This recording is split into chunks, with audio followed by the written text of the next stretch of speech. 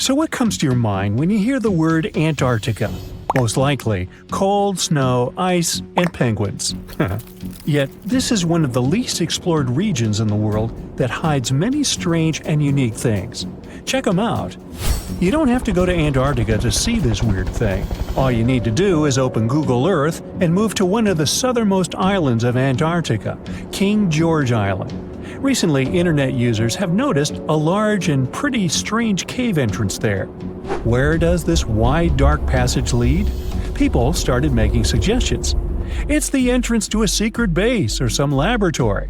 This is the part of the spaceship that crashed there thousands of years ago. This is the door to the ancient city of Antarctica. Perhaps there's a giant rock mountain with an ancient cave beneath all this snow and ice. Well, there's some ideas. Users have calculated the approximate dimensions of this cave. It might be about 74 feet high and 250 feet wide. You could hide a Boeing passenger jet in there. Nature probably created this entrance. This is a logical explanation, but there are two strange factors. First, take a look at the foot of the mountain. It seems that there are steps there. They're dark in color, as if they're made of stone. And if you look closely, you can notice something similar to human footprints. Has anyone entered this cave? Or maybe someone is still living there now. The second oddity is the disappearance of the mysterious finding. For the first time, people noticed it in a Google Maps snap in 2007. Then the entrance disappeared. Then it reappeared a few years later. After that, it vanished. And in 2022, people saw it again. Perhaps old snow melts, a new layer falls, and then the wind blows it away and the cycle repeats. But the alleged steps leading deep into the cave make one doubt the natural origin of this tunnel. You can easily find the coordinates on the internet and visit the cave via Google Earth. You might see something there and tell the world. There's another strange thing people discovered with the help of Google Earth. In 2020, one user found a strange object that looked like a giant ship 100 miles off the coast of Antarctica. It was covered with ice and snow and lying on its side. It looked like a cruise ship. You could notice the windows, the deck, and the bridge. But not all people agreed with this. Some claimed it was a spaceship. Others said it was some kind of secret building. The user who first noticed the ship stated that its size was about 400 feet, which is the perfect length for a passenger vessel. But what is this ship doing in such a remote place in the middle of a glacier? How did it get here? Who was its captain? No one has found the answers to these questions yet. In 2016, people using Google Earth discovered a photo of an unknown sea monster floating off the coast of Antarctica. This creature resembled a giant squid with a length of about 200 feet. This is slightly shorter than 3 train cars. Just imagine this kraken swimming in Antarctica's dark, icy waters and dragging to the bottom everything it meets on its way.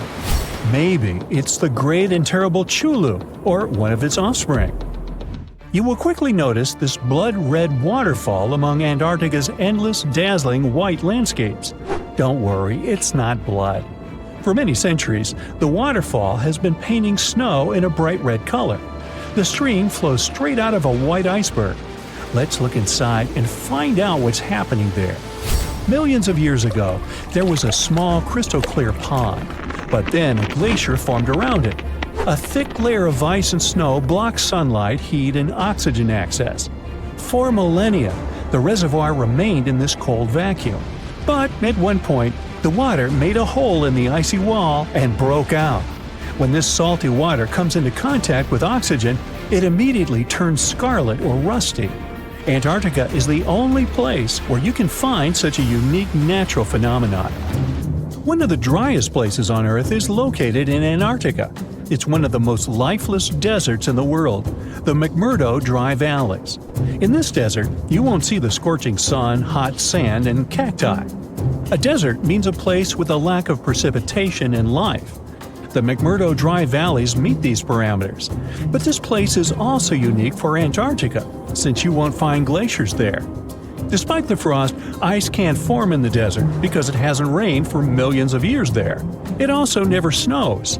A strong wind coming from the mountains reaches speeds up to 200 miles per hour. It would be difficult for you to stay on your feet there.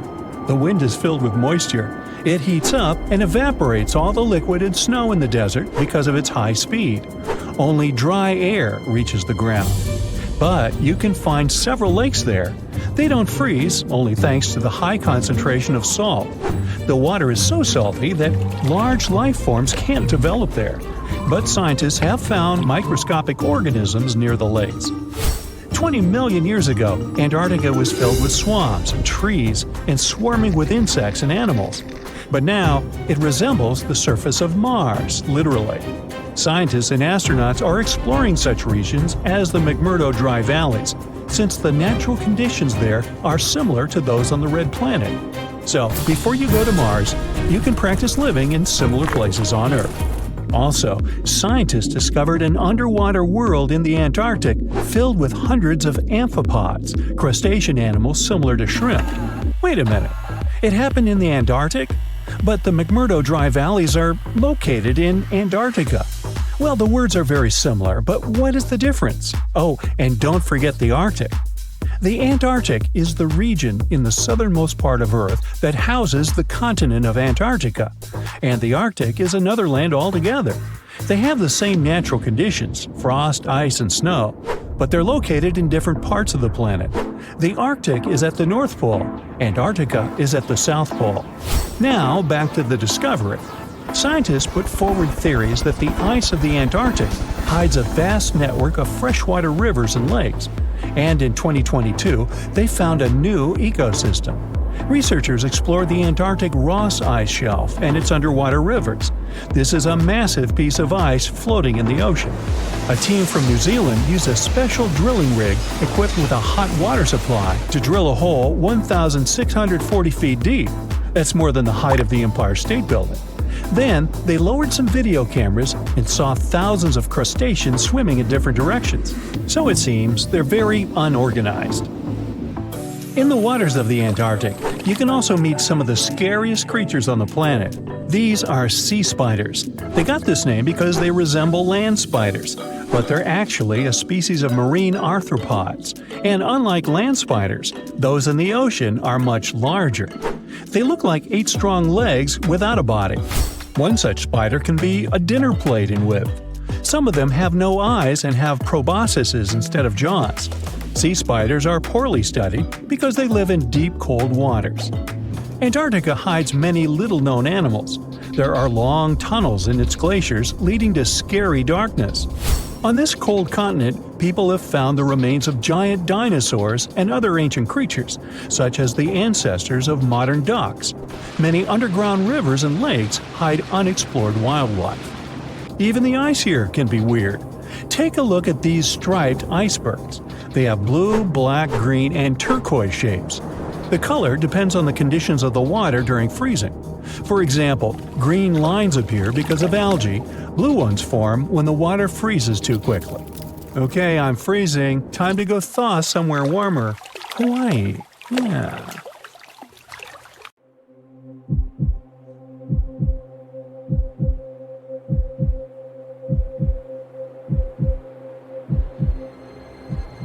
Leave it to people wandering on Google Earth to stumble upon the world's newest and weirdest places ever. Like this mysterious pyramid discovered in Antarctica. Soon enough, the internet blew up with all sorts of theories regarding this unusual shape. Could it be a sign from a different life form? Is this pyramid indeed natural, or is it man-made? For starters, it's not the first time we've discovered a pyramid in the Antarctic. The first one was observed by the British Antarctic expedition in the 1910s and kept secret for a long time. Its discovery being kept hidden only added to the mystery.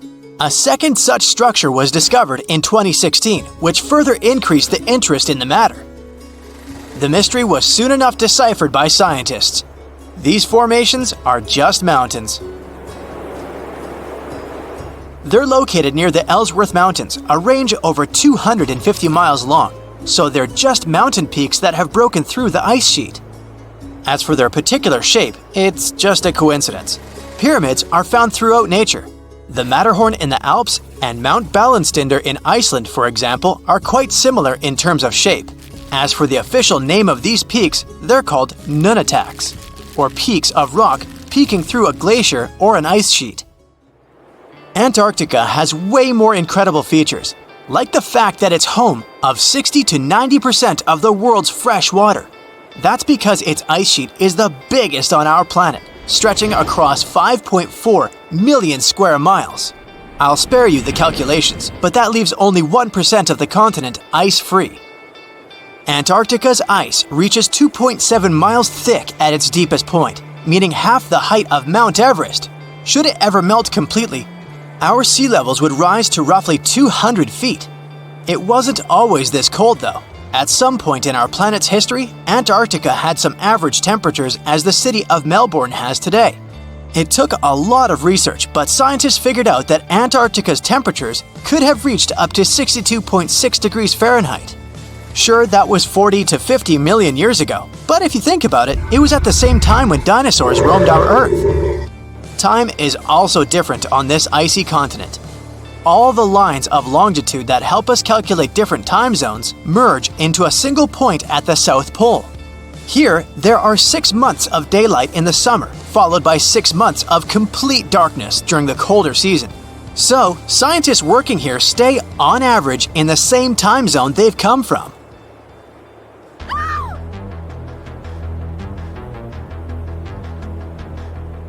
The Blood Falls aren't a chapter of a thriller movie. They are merely a series of waterfalls located in one of the driest regions of Antarctica. They emerge from an underground lake filled with a special type of bacteria. These little organisms use sulfates as fuel instead of sugars, which makes them very intriguing for scientists. The water contained in this lake is so full of iron that it basically just rusts when it meets air. So, the reddish color of the waterfall also gives it its trademark name.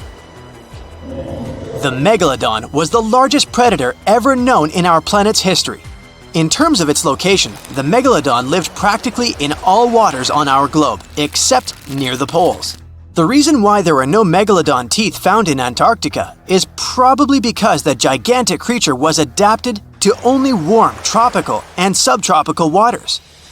If you plan to visit Antarctica by boat someday, just know you might not get there on a non-metallic boat. The hull of your transportation device must be made of either steel or aluminum to withstand the harsh weather conditions here. Antarctica isn't home to a lot of bugs. In fact, there is only one true species of insect that calls this place home. It's a wingless midge called Belgica antarctica. This fly is so tiny that it only reaches 0.08 to 0.23 inches long, but it's still the Antarctic's largest terrestrial animal. A lot of Antarctic fish also come with an antifreeze substance in their blood. They don't necessarily need it for protection against the cold temperature, but mostly against touching ice. These antifreezes are made up of large glycoprotein molecules. They surround any small ice crystals that may form, making sure they don't spread through the animal's tissues, which could cause a lot of damage. They also create a sort of small pillow blocking the sharp ice crystals, so they're less likely to cause any pain.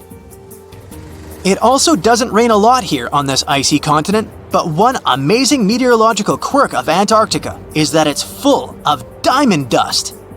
This dust is basically small ice crystals that pop out of humid air close to the Earth's surface. Think of it like an icy fog. As they flow through the air and get touched by sunlight, they begin to sparkle, making visitors here feel like they're surrounded by diamonds. It's probably the last place you'd want to go into labor, but in 1978, the first person was born here ever. Emil Marco Palma was its name, and ever since, 10 other people have been born here in Antarctica. There's a lake on this icy continent that is so full of salt, it makes it impossible for it to freeze over, even if temperatures can go as low as 5 degrees Fahrenheit. That's because pure water freezes at 32 degrees Fahrenheit. Water that has salt in it, or any other substance for that matter, will freeze, but at a way lower temperature. That lower temperature is adjustable depending on the substance itself and the amount that has been placed into the water. Antarctica was the last official continent to be discovered. It remained completely unseen until the 1820s. But it took another 20 years to confirm it was actually a continent and not just a group of icy islands. Just because it's really cold here doesn't mean you can't go on a date here. One December night, an American scientist that was posted in Antarctica logged into a dating app simply out of curiosity. He was certain no other profiles would show up, but to his surprise, he found someone soon enough. Another researcher who was stationed just 45 minutes away, by helicopter of course. They eventually got together and went on the first date in Antarctica ever recorded. Apart from ice, this continent has something else way more abundantly than any other piece of land on Earth: meteorites. If we look at the research done by scientists, meteorites have equal chances of reaching any place on our planet. However, once they go through our atmosphere, the situation is a bit more complex. That's because different climates on our planet, like the humid ones found near the jungle, have a lot of moisture and oxygen, which will corrode most meteorites. The climate in Antarctica is really dry, so the possibility of meteorites corroding is little to none. More so, it's way easier to spot these rocks on the icy white surface of this area than in any other place on Earth. If you're not scared of the cold, you'll surely freak out when you hear about the winds here. That's because Antarctica is for the most part the windiest place on Earth. Wind speeds have been reported here to reach even 200 miles per hour. Discovering hidden places on our planet is extremely exciting. Today, I'm taking you on a trip that you aren't going to forget anytime soon. But suit up, this is about to get very cold. You hop on a plane and land on the ice-covered island of Greenland. An unbelievable view of the Aurora Borealis, aka the Northern Lights, is greeting you. You can't believe your eyes. Your guide tells you how rare this phenomenon is. Usually, people spend days trying to hunt it down. You feel lucky and take your time to appreciate these beautiful dancing greenish lights. You're glad you brought your camera along, aren't you? Between clicks, you learn that the Aurora Borealis is the result of some rather rough events. This spectacular light show occurs when energy particles from the sun slam into Earth's upper atmosphere. On day 2, you continue to explore the place by air. This may not come as a surprise, but Greenland is one of the world's largest islands. This time, on board a helicopter, you can see the infinite icy landscape. In case you're curious, you're now flying over 656,000 square miles of thick ice. Oh, what's that down there? It looks like a family of polar bears. You don't want to get too close, of course. The conditions in Greenland might be too tough for people to live there, but some animal species do very well in this land of ice. Those are reindeer, wolves, and Arctic foxes. On your way to Greenland, you probably made a pit stop in Copenhagen. Denmark is one of the few countries that have commercial flights to Greenland. You didn't know this before, but you find out that the island is actually part of the Kingdom of Denmark. On a map, it's right between the Arctic and Atlantic Oceans. You're lucky to have a local pilot that tells you about the secrets hidden in this scenery. Under this 2-mile thick white surface, there's an entirely different world. A world filled with canyons, meteor-carved craters, and millennia-old plant fossils. You are beyond excited to go visit one of these spots, but of course, you'll have to use your imagination, as all of it is hidden under ice. Believe it or not, nearly 80% of the island's surface is covered with it. The first stop on your tour is Greenland's Grand Canyon. You land not far from it, somewhere in the northern part of the island. You may know that canyons are deep, narrow valleys with steep sides, but I bet you didn't know that the word canyon actually comes from the Spanish word cañón, which means tube or pipe. Now, this Grand Canyon has some similarities with the one in the US. First of all, in size. It's at least 460 miles long and up to 2,600 feet deep in some places. There's a true subglacial valley down there, and if you're wondering how this happened, well, the canyon had probably been formed by a river that had been flowing through Greenland before the ice took over. Oh yeah, Greenland hasn't always been covered with ice. It was once green, no pun intended. Many other icy places on Earth, such as Antarctica, were once covered in greenery. Scientists have figured out that in the past, Greenland was mostly ice-free. With the help of airborne radar, they made amazing discoveries. By the way, ice is invisible to radar technology. If you have trouble believing it, try putting an ice cube inside your microwave. It won't melt or heat up.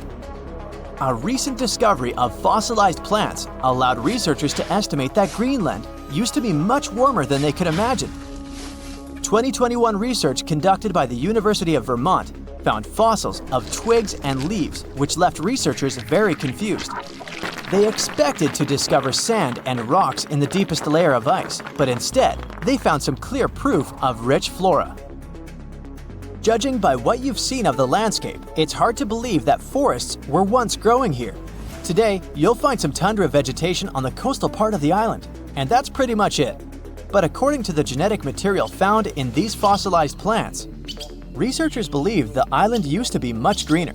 It's very likely that there were insect-filled forests with butterflies and beetles flying around, and the average temperature on the island varied from 50 degrees Fahrenheit in the summer to 1 degrees Fahrenheit in the winter.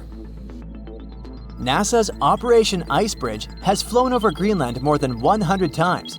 This has allowed researchers to create 3D maps of the island and figure out the age of each layer of ice in Greenland's ice sheet. Ice sheets can help answer many scientific questions as they form over the span of thousands of years. They're layers of snow on top of more snow. The snow gets compacted into ice, which in turn creates what we call an ice sheet. Remember those fossils we were talking about? They're believed to be from the Eemian period, which was 130,000 to 115,000 years ago. According to the groundbreaking 3D footage from NASA, we can see 3 distinct climate periods within the ice sheet. The uppermost layer is quite flat and uniform. If you decided to dig deeper, you'd find the layer formed during the last ice age. It's more complex and rugged. The ice there is darker than what you see on the surface. If you let your mind wander, you can picture what this part of the world looked like when mammoths were roaming around. If you kept digging, you'd eventually find leftover ice from the Eemian period I've told you about. Now, canyons aren't the only unusual thing found under ice. If you could sneak a peek under all those layers of snow, you'd see an impressive mountain range and also plunging fjords. In 2017, scientists created a map that showed what Greenland had looked like without all that ice. There was a bowl-like depression in the middle of the enormous island. This depression was most likely an ancient lake. Around it, there was a circle of coastal mountain ranges. This scenery probably resembled the landscapes of modern Patagonia. Big mountains with snowy tops surrounding crystalline lakes. This ancient lake in Greenland is a wonder on its own. Imagine a pit the size of Rhode Island and Delaware put together.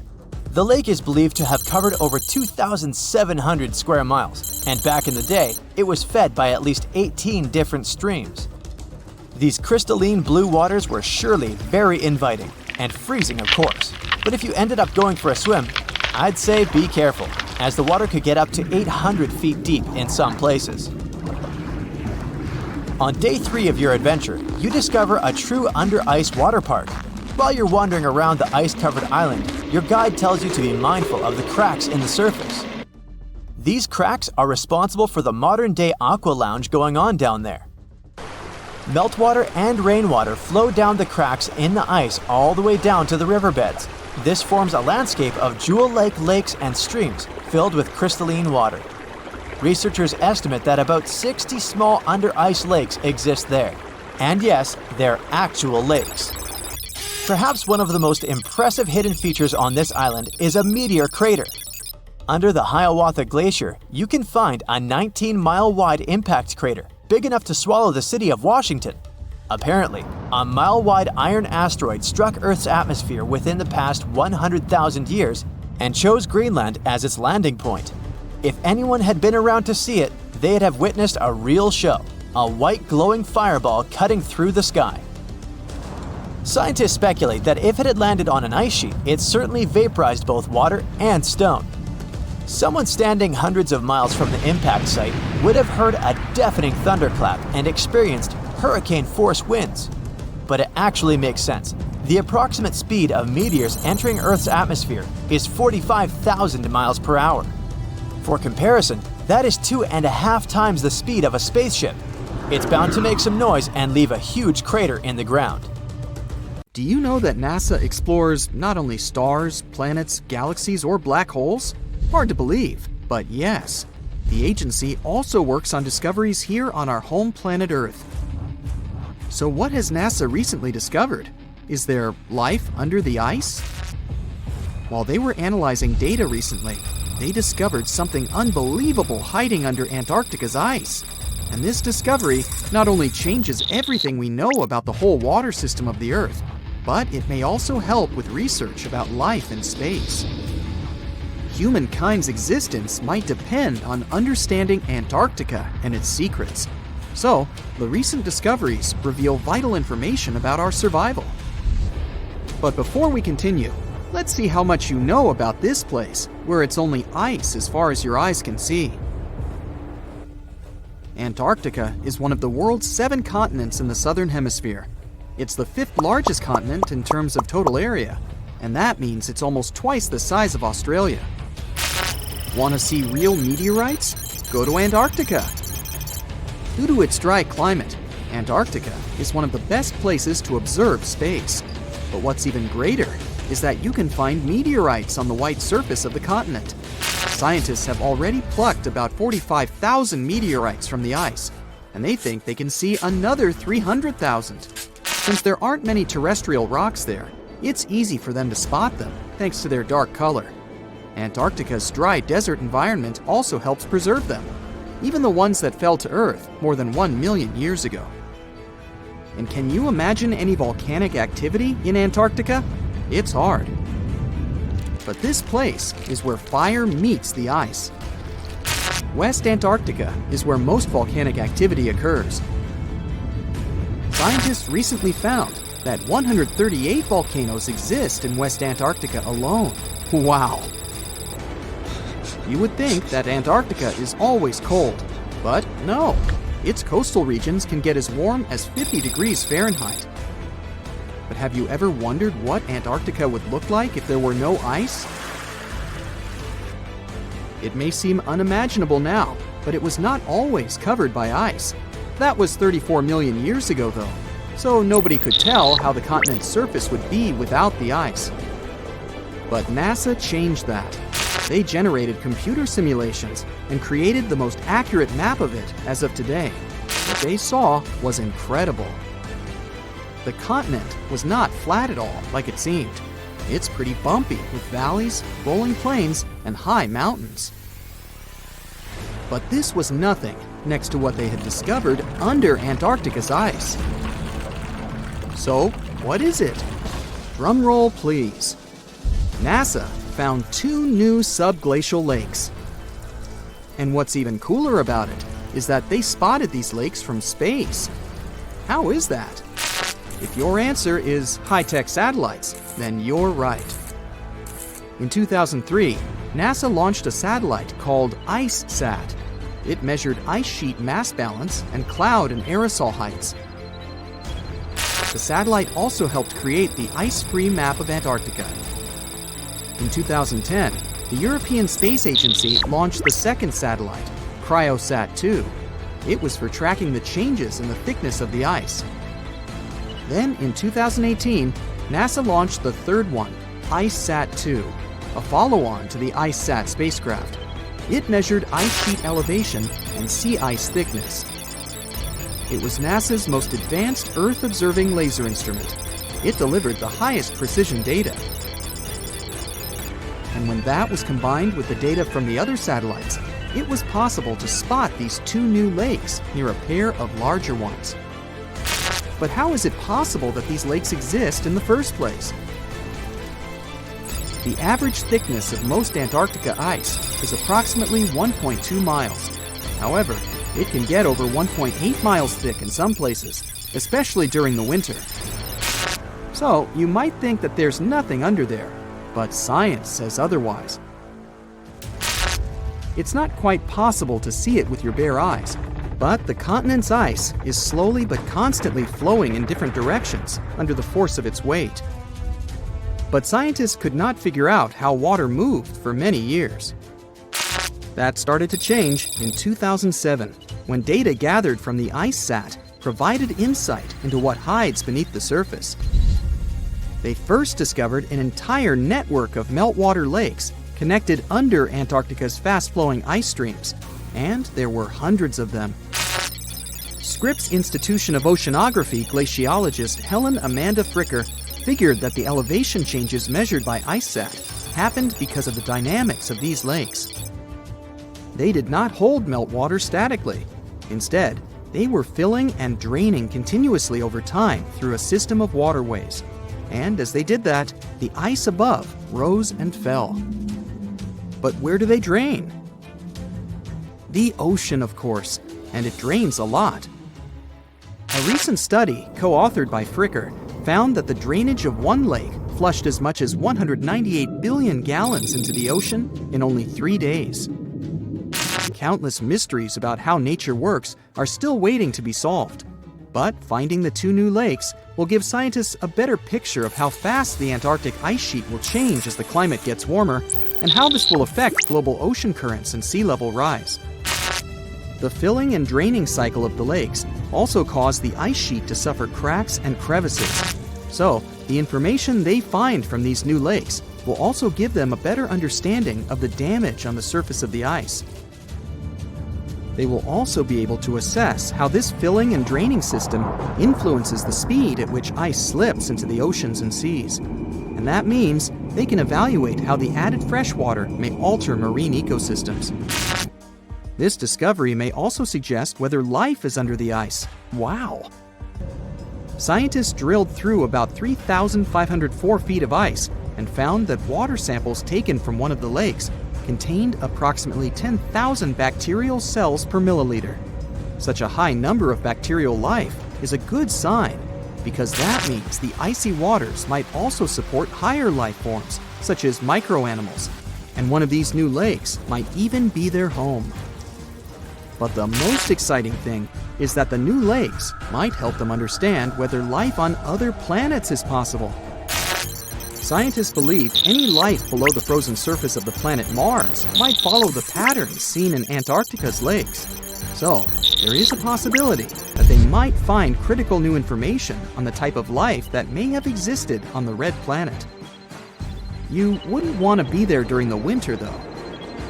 The lowest temperature on Earth you can experience is negative 128 degrees Fahrenheit. In 2010, there was an even lower temperature of negative 135 degrees Fahrenheit, and you may feel this cold much worse due to the strong and dry winds. Did you know that the size of the ice surface on Antarctica also changes throughout the year? It's about 1.2 million square miles during the summer, but when it's winter, it grows to 7.3 million square miles. Yet, despite the change, it remains the largest piece of ice on Earth. Sorry, Arctic, you lose. Do you know these cute little penguins? Consider these animals the locals, because there is no native population in Antarctica. It's a no man's land, because no single country owns it. But do you know who really owns it? 5 different species of penguins, seals, and killer whales. Ha. Despite the continent's harsh conditions, you can visit it as a tourist for fishing and research purposes. Around 5,000 people reside on the continent during summer at research stations. But when winter comes, the number naturally drops down to 1,000. Antarctica's ice blanket makes up 70% of the world's freshwater reserves. Imagine what would happen if it melted. The global sea levels would be raised by almost 200 feet. We've all dreamed of visiting the Arctic and witnessing the natural wonders of polar bears frolicking on ice floes, or the aurora borealis dancing across the sky. Well, sorry to break it to you, but you won't find any tourists flocking to Antarctica anytime soon. Why, you may ask? Let's dive into it. First off, where is Antarctica? It's located in the southern hemisphere, specifically at the South Pole. The Southern Ocean surrounds it, and most of the continent is covered by ice, making it one of the most remote and frigid places on Earth. Now, have you ever met someone who's visited Antarctica? Probably not. It's one of the least visited places on the planet, and only a handful of lucky explorers have seen its interior, which is mostly made up of glaciers and ice fields. But trust me when I say the wildlife and scenery are out of this world. Why shouldn't you travel to Antarctica? Well, for starters, the environment is incredibly fragile and can be easily damaged. Plus, there are no native human populations on the continent, so your travels would essentially be like visiting an uninhabited island. And let's not forget that it's also one of the most expensive destinations to travel to. Despite all that, Antarctica is not exactly guarded like a fortress, but there is an international agreement called the Antarctic Treaty. This treaty was negotiated to prevent any unwanted activity on the continent and bans some forms of testing done there by member states. But the primary reason we can't just waltz into Antarctica is that it has a delicate ecosystem that needs protection. The treaty states that Antarctica should be used for peaceful purposes only and should be free from any human activity that could harm the environment. Scientists are still learning about the continent's unique ecosystem, and our activity and machines could disrupt the delicate balance that exists there. If you're still itching to go to Antarctica, getting permission isn't exactly a walk in the park. U.S. citizens, for example, need to complete a special form and send it to the Office of Ocean and Polar Affairs. And once you're there, you'll need to follow some strict guidelines to protect the environment, like not disturbing any wildlife or taking souvenirs like rocks, plants, or animals. Now, technically, can you live in Antarctica? While there are no laws banning people from living there permanently, it's a very inhospitable environment and unsuitable for human habitation. Temperatures can reach -76 degrees Fahrenheit and below, making it nearly impossible for anyone to survive without the proper equipment and experience. Plus, the nearest piece of land is over 1,000 miles away, making any inhabitants completely cut off from the rest of the world. Who knows? Maybe one day we'll get the chance to visit this unique and fascinating continent. But until then, let's admire it from afar. Let's now talk a bit about the discovery of Antarctica. Unlike other places that were already inhabited, Antarctica never had a native human population. Ancient Greek philosophers had an idea about the continent and called it Antarctos, meaning opposite the bear. The bears it refers to are not the polar ones though, but rather the Great and Little Bear constellations, which are only observable in the northern hemisphere. As a result, the term signifies the opposite of the land of the bear. Whaling and sealing voyages in the late 1700s and early 1800s would venture further south when rounding Cape Horn at the tip of South America. It was known that going further south often meant stronger winds, but also the risk of hitting floating ice of all sizes and of winds and seas that could prove dangerous to the ship and crew. Captain James Cook was the first to cross the Antarctic Circle on January 17, 1773, in the Ross Sea region. He reached a point further north a year later, and though he didn't sight land, he came to within 50 miles and saw deposits of rock held in icebergs, indicating that a more southerly land existed.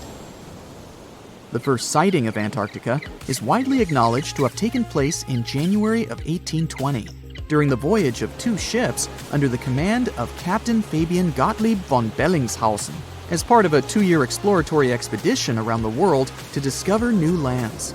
The captain's ships were the first to have crossed the Antarctic Circle since Cook. The first undisputed landing on Antarctica didn't happen until much later, on January 24, 1895, at Cape Adare during the whaling voyage of the ship Antarctic, led by Henrik Bull. A small boat with 6 or possibly 7 men on board rowed ashore during calm conditions. You might not believe it, but Antarctica is actually a desert. With all that ice, you'd think it'd be like a winter wonderland with snowball fights and hot cocoa all day long. When we think of deserts, we picture camels and cacti and people struggling to find water. But in Antarctica, it's a whole different story. The struggle isn't to find water, it's to find anything that's not covered in ice. And the average rainfall has been just over 0.4 inches in the past 30 years. That's like a few drops of rain compared to what we're used to. So technically, it's not the dunes or sizzling heat that makes a desert, well, a desert. It's the lack of precipitation. But don't worry, if you ever find yourself lost in Antarctica, you won't have to worry about getting thirsty. Just make sure you bring a jacket and some mittens, because it's cold enough to make you into a popsicle. Not only is Antarctica one of the driest places on Earth, but it's also the coldest, the windiest, and the highest. Talk about overachieving. The penguins and scientists down in Antarctica have at times found themselves in a bit of a pickle when it comes to time. You see, unlike the rest of us on this big blue planet, there is no Antarctica time zone. All the lines of longitude meet at a single point at the South Pole, making it a bit of a head-scratcher when trying to figure out what time it is. Now, you might be thinking, but how do the scientists and researchers keep track of time down there? Good question. They typically stick to the time zone of the country they departed from. However, with stations from all over the world on the Antarctic Peninsula, things can get a little wacky. Imagine trying to coordinate with your neighboring countries without accidentally waking them up in the middle of the night. You might think that not much could survive in a place where the temperature is extremely cold, the sun barely shows up, and the wind could blow you away faster than a tumbleweed. Well, as in many places on Earth, life found a way in Antarctica too. Believe it or not, this frozen continent is buzzing with activity. It's home to billions of krill, which in turn attract lots of seals and more penguins than you can shake a fish at.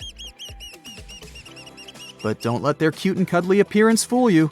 Penguins are the ultimate swimmers, with streamlined bodies that would make Olympic medal winners jealous.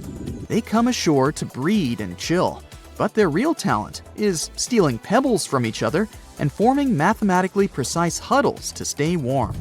Antarctica is also home to the largest species of penguin on Earth. It's called the emperor penguin. Sure, these creatures are flightless birds, but that doesn't mean they can't jump. In fact, some of them can leap up to 120 inches. And let's not forget about the seals. With their furry bodies and special songs, these marine mammals are protected by the Antarctic Treaty, and they're thriving in the cool waters of the Southern Ocean too. But the real stars of the show are the whales. During the Antarctic summer, these huge creatures show up in droves to chow down on the abundant krill. It's indeed like a whale buffet down there. In 2020, strange signals from deep beneath Antarctica sent shockwaves through the news. Within days, headlines exploded. NASA had found a parallel universe where time runs in reverse. But what really happened? And what did scientists actually detect? Well, this story is a case of madness, misunderstood experiments, and the human need to believe in mystery. Even today, every few months, someone reposts a headline screaming that NASA found a parallel universe in Antarctica. A universe where time flows backwards, and people believe it. But no, NASA didn't find a mirror world under the South Pole, or some sort of a backwards reality where people age in reverse or speak in rewound sentences. They did find something curious, though. Here's what actually went down. Scientists were flying a strange-looking instrument over Antarctica called ANITA, short for Antarctic Impulsive Transient Antenna. ANITA is a machine that floats over Antarctica, basically a giant balloon with antennas. It listens for tiny space particles called neutrinos. Neutrinos are super small and ghost-like. They have almost no weight and go through stuff like it's not even there, even entire planets. Usually, these neutrinos come from space and rain on Earth from above. Most neutrinos, the common low-energy ones, just fly right through the Earth like it's air. They're like tiny bugs flying through a chain-link fence. There are some very high-energy neutrinos, though. They're super rare and they interact a bit more often with matter, and they can get blocked. If high-energy neutrinos hit something dense enough, like the rock and metal inside Earth, they might finally bump into a particle and get absorbed. That's more like fast tennis balls that hit the fence once in a while. Low-energy neutrinos, which are everywhere and pretty harmless, are pretty undetectable. But these high-energy guys are exactly what Anita can detect. When they slam into ice, they send some radio waves that are easy to listen to. This faint radio signal is called the Ascarian effect. And yep, that's exactly why Anita is flying over Antarctica. That's because the ice is pure, dry, and quiet. It's perfect for catching those rare signals. So, what did Anita detect? It detected something rising up from below the ice, like a high-energy neutrino coming from the Earth. What? Okay, let's think logically. Maybe it started somewhere in the north, traveled all the way through the Earth, and popped out the other side. Still, that's super weird. That's not supposed to happen. Neutrinos with that much energy should have been stopped inside the planet. Like we said, get absorbed. So, scientists caught a little bit of a brain bug. That shouldn't be possible with our current physics, unless something we don't understand is going on. And when you're faced with something bizarre, you explore all options, even the wildest ones. The nightmare began. A group of researchers published a paper suggesting that this strange signal might make sense in a CPT symmetric universe. CPT stands for charge, parity, and time. These are basically three ways to flip the universe. Charge means swap all particles to their opposites. For example, swap electrons, the guys with the negative charge, with positrons, their antimatter twins with the positive charge. Parity means mirror the universe, literally like looking at it through the mirror. Left becomes right and right becomes left. And time, of course, means run time backward, like rewinding a video. Now, there's a big rule in physics called CPT symmetry. It says that if you change all three of those things at once, the laws of physics should still work the same. This is kind of insane, but if you took the entire universe and swapped matter with antimatter, mirrored it, and reversed time, it would still follow the same physics. Why is that?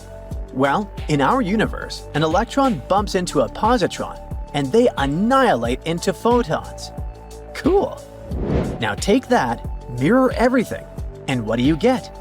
Well, photons spontaneously turn into a positron and an electron, but mirrored and reversed.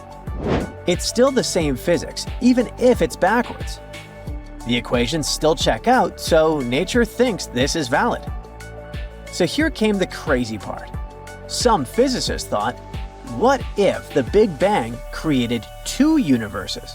One is ours, made of normal matter going forward in time. The other is a mirror twin, made of antimatter, going backward in time from our perspective. This doesn't mean that someone in the other universe feels time going backward. To them, time flows forward, just like it does for us. But from our point of view, they're moving from our future toward our past. And vice versa. To them, we're weirdos who move backwards. And if both universes are exact CPT mirror images of each other, that would mean same physics, same rules, just symmetrical. Same rules, just symmetrical. This isn't some crazy sci-fi theory, even if it sounds like it. It helps explain weird physics mysteries. For example, why there's so much matter in our universe but not much antimatter, even though they were supposed to be created in equal proportions. Or why the universe is so symmetrical and balanced in some strange ways. So, coming back to the neutrinos, some scientists suggested that maybe those upward flying particles could be coming from that CPT mirror universe, poking through into ours, like a crack between two symmetrical realities. And if you look at it like that, this is quite a wild take. It's speculative. It's not proven. It's more of a cool thought, but the media immediately blew up. They ran a piece with a headline that said we found proof of a parallel universe going backwards in time in Antarctica. And all the other big tabloids picked it up. They made it sound like NASA had actually found a parallel universe. Time travel is real. Multiverse is confirmed. Meanwhile, people who worked directly on Anita immediately caught brain damage. They tried to jump in to say that's not what happened at all. They explained that the signals were unusual, yes, but there were plenty of normal explanations that didn't require rewriting the laws of physics. It could even be just an experimental error. Maybe an unusual particle behavior or gaps in how we model neutrino interactions. Of course, no one listens to experts about what experts discovered. And once an idea like that hits social media, it becomes nearly impossible to put back in the box. But that also doesn't mean that the multiverse definitely isn't real. Far from it. Physicists are still exploring the concept and assume that some of those potential universes, if they exist, could have different laws of physics. One idea, called the many worlds theory, comes from quantum physics. It says that every time something can happen in more than one way, like a particle moving or a decision being made, all those possibilities actually happen, but in separate universes. So there could be endless versions of reality, each slightly different, branching off from every event. Maybe in one universe, dinosaurs never went extinct. Maybe in another, you never sent that embarrassing text. Another theory is called the bubble universe theory. After the Big Bang, the universe expanded incredibly fast in a process called inflation. Some scientists think that inflation never fully stopped and is still happening in some regions. That would mean new bubble universes are constantly forming, each with its own version of physics. Our universe would just be one bubble in a giant cosmic sea of others. The third idea is about shadow matter.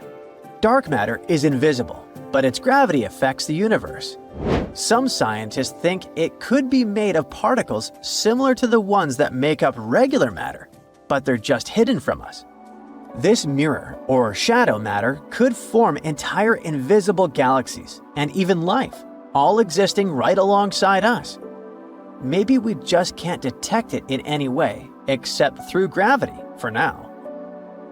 But in physics, all of those are just theories, mathematical possibilities. We have no direct evidence that it's real. If we ever find one, though, let's now hope it won't be the boy who cried wolf scenario. Consider Lake Enigma. What a fitting name. It's already strange enough because it's not even supposed to exist. But now, we stumbled upon actual life deep beneath it. And this just might help NASA in their search for life in outer space. The lake lies deep in the icy heart of Antarctica, so it's not really a water pool like we're used to, more like a lake-like block of ice, or so we thought. Just recently, Italian scientists discovered a secret that had been buried for ages, an actual body of water, and in this water, life is thriving. Various microorganisms, and even some weird little hunters, which is super weird, since Enigma sits in a remote and harsh corner of our planet, the northern Victoria Land in Antarctica. The entire South Pole is cold, but in this place, temperatures can plummet to a horrifying minus 41 degrees Fahrenheit, though on average it's around 7. Chilly. Like we said, this lake shouldn't even be there at all. Antarctica is technically the largest desert on Earth, even though it's covered in snow, because it's super dry. There are zero rains, truly little snowfall, and the sun barely evaporates anything. And even if there is some water, the insane winds make sure to dry everything out super quickly. Putting on our thinking caps, this lake should lose an unimaginable 7 million cubic feet of water every year. Yet, the water remains. Why? No one knows. Scientists say there could be something deep underground that refills it constantly. They just have no idea what that might be. Maybe deep underground rivers, melting ice, or something else entirely. But hence the name, the Enigma Lake. The block of ice we mentioned is permanent and super thick, at least 36 feet of it, and that's higher than a 3-story building. So researchers decided to check out if there's anything beneath it. They used a so-called ground-penetrating radar, a super smart echo detector for the ground. This radar sends invisible radio waves into the Earth. When they hit something underground, like rocks, water, or anything else, they bounce back to the device. By measuring how long it takes for the signal to return and how strong they are, we can determine the distance and what exactly the radar hit. That's how animals like bats, whales, and dolphins can see underwater. And we humans stole this cool nature idea to research buried structures and hidden caves. Scientists used this device all over the Enigma surface. This way, they were able to create an entire map of this under-ice world beneath. The water itself wasn't surprising. It's the unique ecosystem in it that shocked them. Unfortunately, no secret monsters or extraterrestrial secrets this time. But there are microorganisms there that may not exist anywhere else on Earth. Somehow, these creatures have managed to survive in complete isolation and extreme cold. It's not that we don't know these microorganisms, we've met them before, just not exactly like this. There are a couple groups hanging out down there. The first one is Bacteroidota. They love breaking down complex molecules, especially in your stomach, and help digest tough plant fibers. They mostly hang out inside us, but in the outside world, we might occasionally find them in soils and oceans. Then Actinobacteriota, genius chemists among bacteria. They decompose organic materials and help the soil get healthier.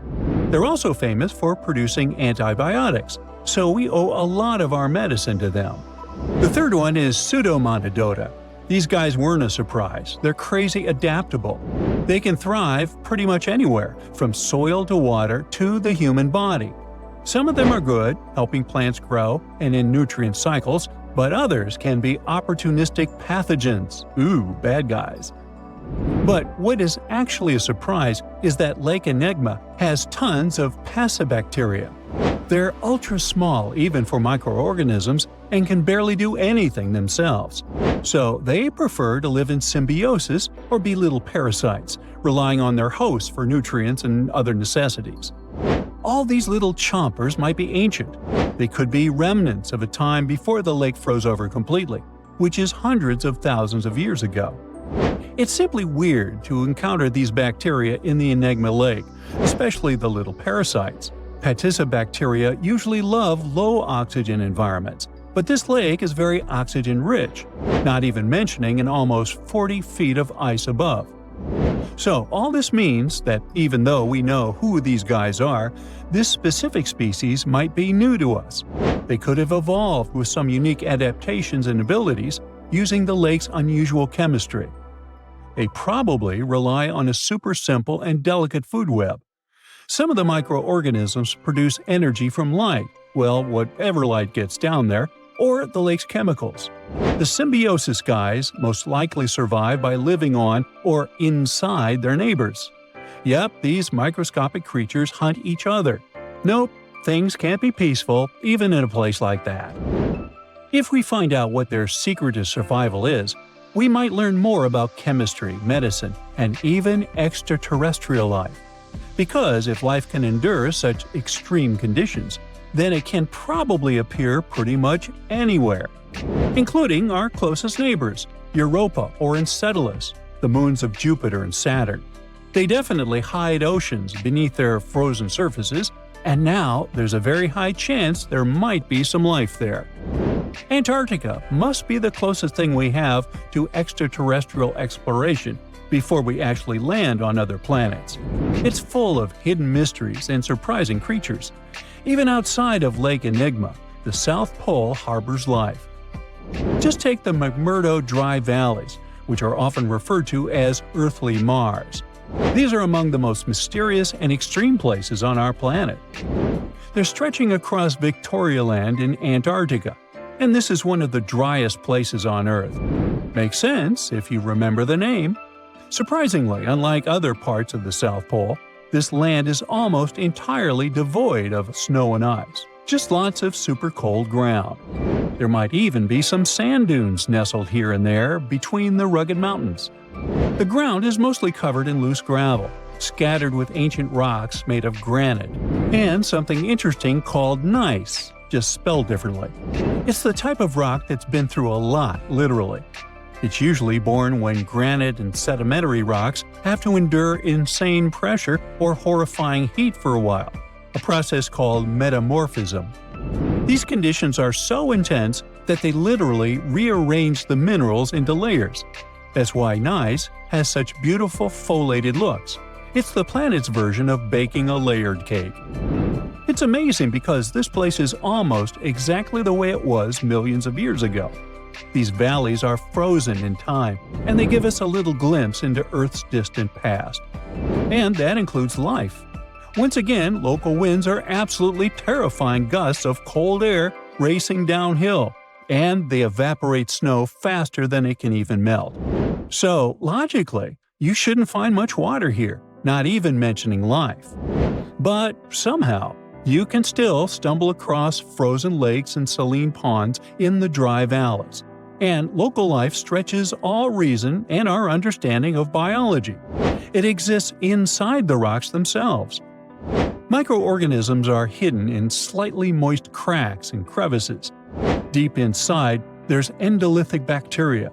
These guys are super chill. Instead of moving around like other microorganisms, they always stay put inside their little rocky homes. How do they survive? Through photosynthesis. Just like plants, they take teeny tiny parts of light that gets in crevices and acts like little solar panels, getting energy from the sun.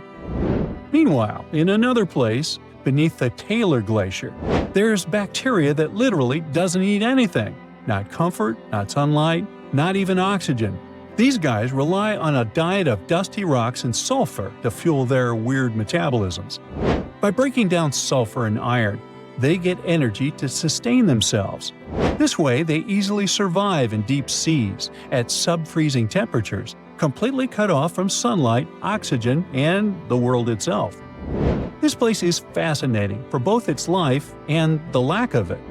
In some parts of the valleys, like University Valley, yes, that's what it's called, the permafrost is so harsh that no microbes were found at all. This might be one of the only places on Earth where life appears to be completely absent, a quite scary idea. Anyway, now scientists are thinking about learning more about Lake Enigma and drilling this Mars-like environment, exactly for that reason, to see how we could get samples from Mars in the future. Ooh, you're diving into the dark and icy waters of Antarctica. The eerie blue darkness is enveloping you, reminiscent of the vast expanse of open space. In these depths, where you least expect to encounter any living creature, you suddenly hear a loud, strange sound. A quacking noise, as if a giant duck was hidden in the deep.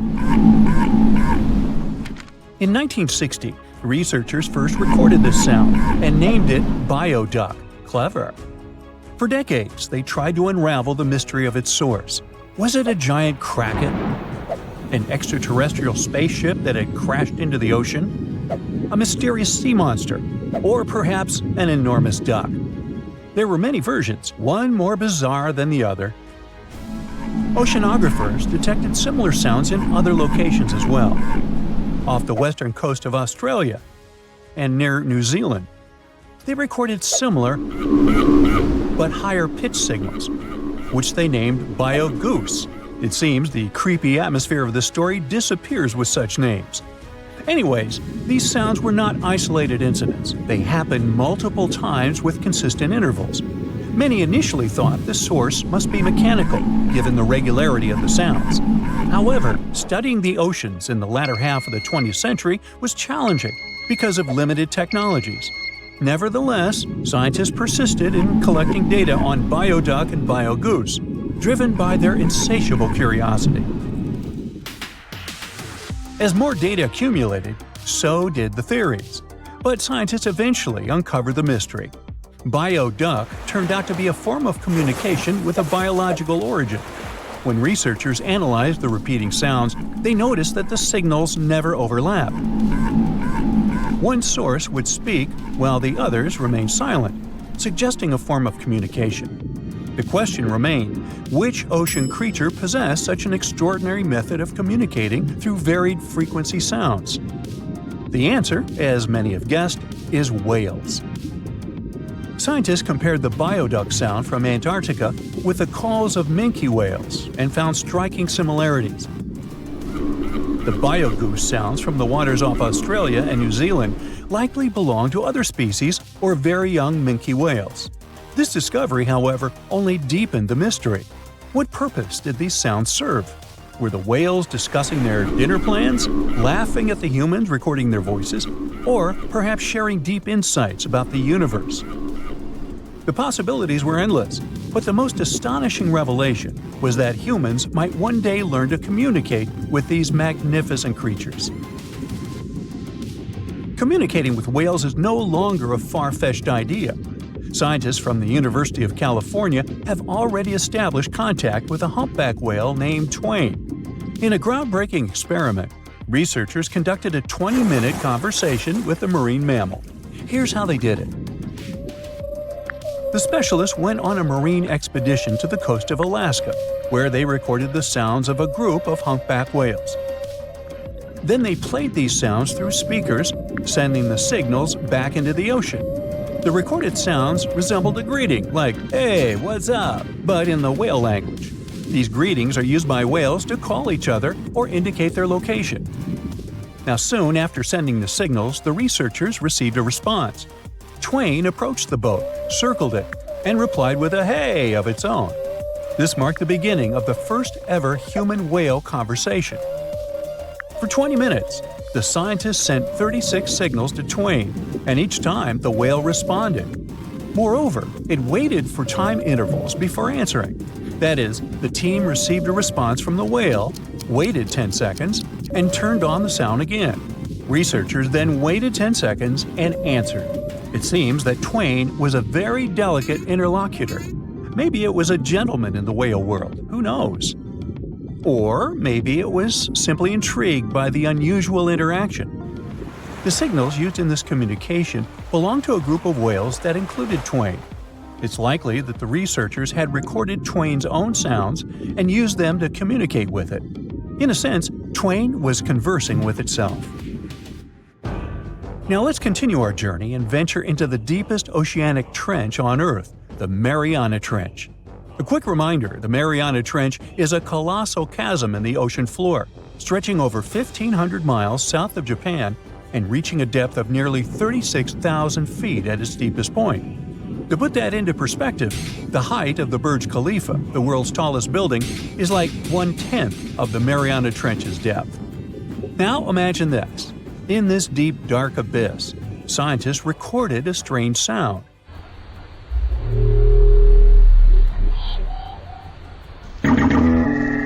Unlike bioduck, this sound resembled something from a science fiction movie, a low rumble, followed by a metallic ping, reminiscent of the sounds made by spaceships in sci-fi movies. Researchers named this mysterious phenomenon biotwang noises. Scientists first detected this strange sound in 2014 during an acoustic survey of the Mariana Trench, and they quickly identified its source: whales, specifically bride's whales. Using artificial intelligence, researchers analyzed around 200,000 hours of audio recordings from the ocean and found matches with a group of bride's whales. Like other animals, these whales use sounds as a form of communication. Now, did you know what else was found at the bottom of the Mariana Trench? A plastic bottle. It's unlikely it was done by a kraken or a whale or some type of monster. Everything is simpler here. The bottle ended up there because of a human. But that's a topic for another video. Okay, let's deal with one more sound. No whales this time, just a mysterious sound in the loneliest place on Earth. This place is called Point Nemo, and that's why it's so lonely. Located in the South Pacific Ocean, Point Nemo is the most remote spot from any land. The nearest island is 1,450 nautical miles away. It's about the same long distance from land in all other directions. Moreover, here, there's almost no marine life, since few water currents reach this spot, and therefore few nutrients are supplied. In a sense, it's a water desert. And so, in 1997, oceanographers recorded a very strange and frightening sound coming from the depths in the area of Point Nemo.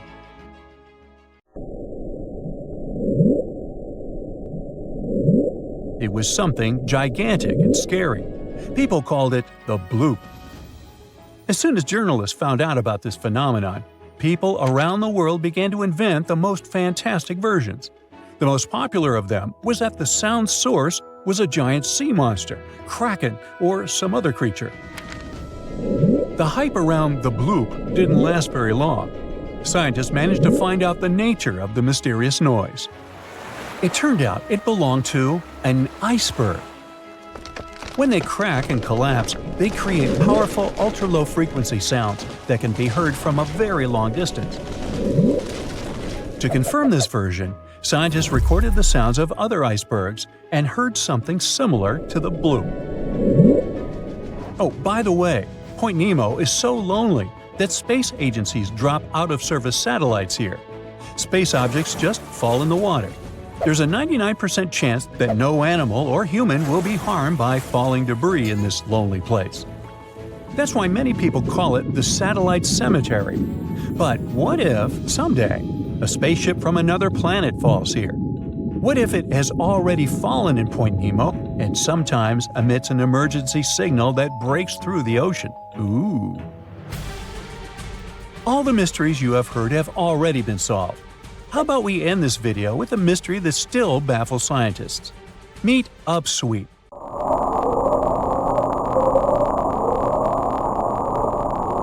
One of the most mysterious sounds ever recorded in the ocean. It's not just noise, it's a series of short ascending tones repeated at intervals of several seconds. It was first discovered in 1991 using hydrophones installed in the Pacific Ocean. At first, oceanographers suggested that upsweep could be associated with volcanic activity or underwater earthquakes.